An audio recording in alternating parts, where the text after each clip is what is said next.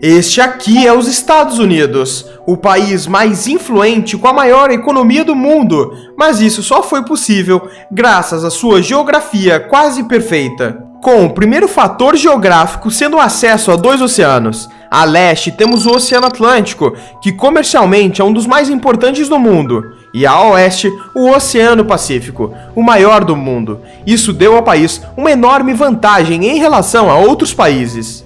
Pois é exatamente aqui no Oceano Pacífico que temos grandes parceiros comerciais, como a China sendo o maior deles, com 452 bilhões de dólares negociados ao ano. Depois, o Japão, com 144 bilhões de dólares. Já no Oceano Atlântico, o país tem acesso a todos os mercados consumidores ocidentais, principalmente com a Europa, que por estarem quase na mesma latitude, as viagens comerciais são mais curtas. Por exemplo, um navio saindo do porto de Rotterdam em direção até Norfolk, nos Estados Unidos, percorreria uma distância de 6.200 km. Mas se compararmos com a distância entre o Brasil e a Europa, o mesmo navio percorreria quase 10.000 km até o Porto de Santos. Além da vantagem logística que os oceanos proporcionam, eles acabam isolando o território de grande parte do mundo, fazendo com que os Estados Unidos façam fronteira apenas com dois países, o México e o Canadá, que atualmente não representam uma real ameaça à sua existência. E por estar cercado por dois oceanos durante a Segunda Guerra Mundial, o seu território continental quase não sofreu ameaças, enquanto outros países que possuem muitas fronteiras, como a França, sofreram centenas de ataques na Europa. Os Estados Unidos quase não se preocuparam, foram atacados apenas algumas vezes, com destaque em 1942, com ataques de submarinos japoneses a refinarias em Santa Bárbara, e, posteriormente, ataques perto do Rio Columbia, no Oregon. Antes de continuarmos esse vídeo, temos que te falar uma coisa. Agora temos um novo canal, e depois desse vídeo aqui, vai no primeiro link da descrição para conferir o nosso primeiro vídeo. Mas voltando para sua geografia, a área cultivável do país é muito grande, principalmente aqui, onde a Grande Planície Americana se encontra. Essa região é uma imensa área plana que segue pelos estados do Novo México, Texas, Oklahoma, Colorado, Kansas, Nebraska, Wyoming, Montana, Dakota do Sul e, por fim, Dakota do Norte. Essa planície é uma importante região de cultivo para os Estados Unidos.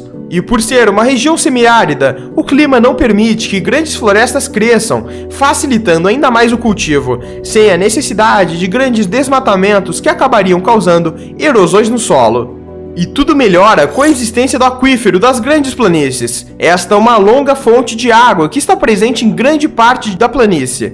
Para se ter uma noção, cerca de 30% da água subterrânea utilizada no país para irrigação é retirada desse aquífero. Enquanto este aqui é um mapa que mostra as áreas com maior população bovina do que humana.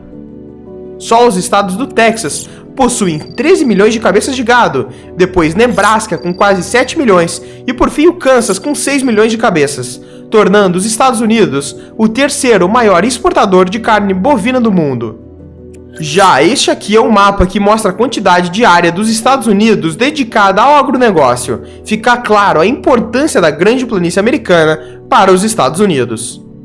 Mas apesar do tamanho gigantesco, seu início foi completamente diferente, dado que durante o século XVIII, este país era considerado colônia da coroa inglesa, com um território bem menor do que conhecemos.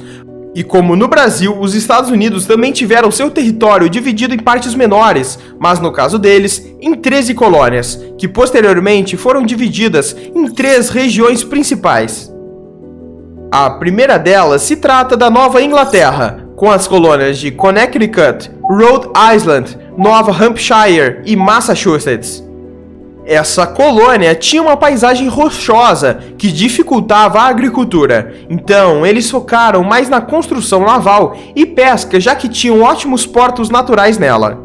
E para conseguir alimento, faziam trocas com as colônias centrais, sendo Nova York, Pensilvânia, Nova Jersey e Delaware, que participavam das rotas de conexão entre a região norte e sul. E diferente da primeira região, tinha uma estação de crescimento longa, quente e com solos aráveis à vontade, além de possuírem rios navegáveis que facilitavam o transporte de mercadorias.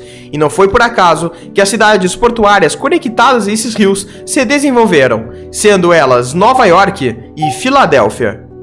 Por último, faziam parte da região sul as colônias da Virgínia, Maryland, Carolina do Sul, Carolina do Norte e Geórgia. Aqui talvez seja um dos territórios mais famosos do período colonial, devido às plantações de algodão e tabaco, mas principalmente por receber a maior parte dos escravos durante esse período. A organização econômica de todas elas estava voltada para o que é chamado de comércio triangular, que por sua vez funcionava da seguinte maneira: enquanto as colônias da Nova Inglaterra comercializavam com o mercado exterior produtos produzidos pelas colônias do sul, havia uma grande entrada de escravos para trabalhar nas plantações daquela região. E o avanço pelo restante do território se deu principalmente durante o século XIX. Dado que em 1800 o território dos Estados Unidos, como conhecemos atualmente, era dividido em 3 regiões dominadas por países distintos, sendo elas o próprio Estados Unidos ao leste, a França na região central e a Espanha no oeste, e era de interesse dos Estados Unidos dominar a região da França por questões logísticas. Por exemplo, para transportar algo de Pittsburgh para Nova York, era mais fácil enviar por barco, passar pelo rio Ohio, Mississippi e contornar todo o Atlântico ao invés de fazer o percurso de 300 milhas, porque quase não haviam estradas do leste ao oeste, e sem o acesso ao rio do Mississippi, os Estados Unidos quase não tinham como transportar as colheitas para o resto do mundo. Mas a França concordou em vender New Orleans e todo o restante do terreno para os Estados Unidos em 1803, por apenas 250 milhões de dólares nos dias atuais, sendo provavelmente uma das melhores compras da história, já que atualmente a área está avaliada em 1,2 trilhões de dólares. Depois disso e após a guerra com o México em 1848, os Estados Unidos tomou o restante do território, possuindo agora acesso aos 2 oceanos citados anteriormente. E é após esse período que mais um fator geográfico revoluciona a história do país: a diversidade em recursos naturais.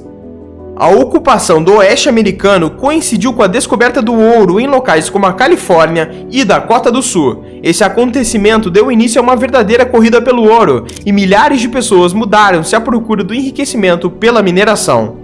No mesmo período de expansão, o petróleo se tornou o foco da economia americana e durante as próximas décadas serviu como combustível da indústria dos Estados Unidos, que atualmente está sendo extraído principalmente no Texas, Alasca, Oklahoma e Califórnia.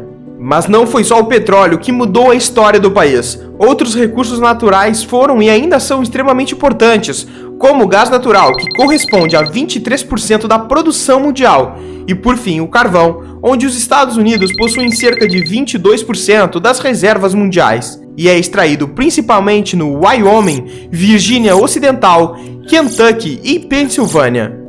Esse minério foi extremamente importante durante a sua história, mas em 2019, após 134 anos do reinado do carvão como principal fonte energética do país, ele foi destronado por energias renováveis. Obviamente, fatores econômicos e políticos também contribuíram para o desenvolvimento deste país, mas uma boa localização, um território fértil e cheio de recursos naturais e fortes ligações com a Europa, com certeza foram fatores primordiais para a construção dos Estados Unidos da América. E esse foi o exato motivo pelo qual a geografia dos Estados Unidos os deu poder. Se você gostou desse vídeo, assista ao nosso outro canal sobre mega construções que estão ocorrendo pelo mundo. É o primeiro link na descrição, e eu garanto que a qualidade é a mesma do capital financeiro.